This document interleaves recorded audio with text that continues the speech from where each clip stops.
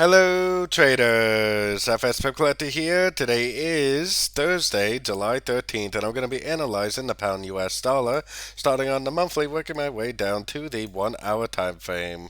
So on the pound dollar monthly, I still believe this is going to continue to grow into a nice big uptrend. I think it's going to go up and take out these highs, most likely be a nice uptrend for a wave A, or possibly an uptrend for a wave 1. Either scenario, I don't think it's important to know because either way, I think it's going to take out these highs.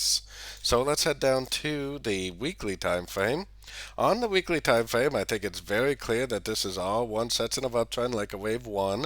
I think this is very clearly a correction like a wave 2, and we are now in a wave 3, which I believe over the coming weeks and months is going to continue to make higher highs, higher lows to finish off that 3, 4, and 5, just like what I was showing on the monthly time frame. So let's take it down even more to the daily time frame. On the daily time frame, I think it's very clear we have a 1, 2, 3, 4, 5 of 1, ABC down 2, and I think it's very, very clear that we're in a wave 3, which I believe will continue to make higher highs, higher lows, all part of a big wave 3 like I was showing on the weekly, monthly time frames.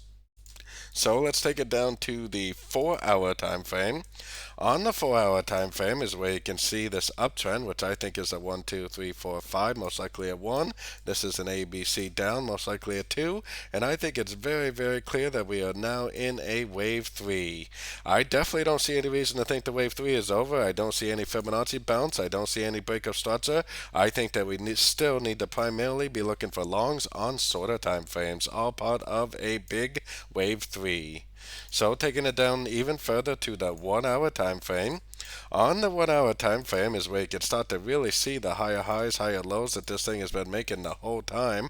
Like I said, I am definitely still looking for longs based on what I see on the longer time frames. So if it does make a move to the downside, which I'm not saying that it's going to now, but if it does, then I am definitely going to be looking for longs at the end of any pullbacks that I may see for the continuation of the uptrend, at least until I see a reason not to look for longs with like a break of structure or a bounce off a Fibonacci level on the longer time frames. So until that happens, I'm looking for longs at the end of ABC pullbacks on these shorter time frames.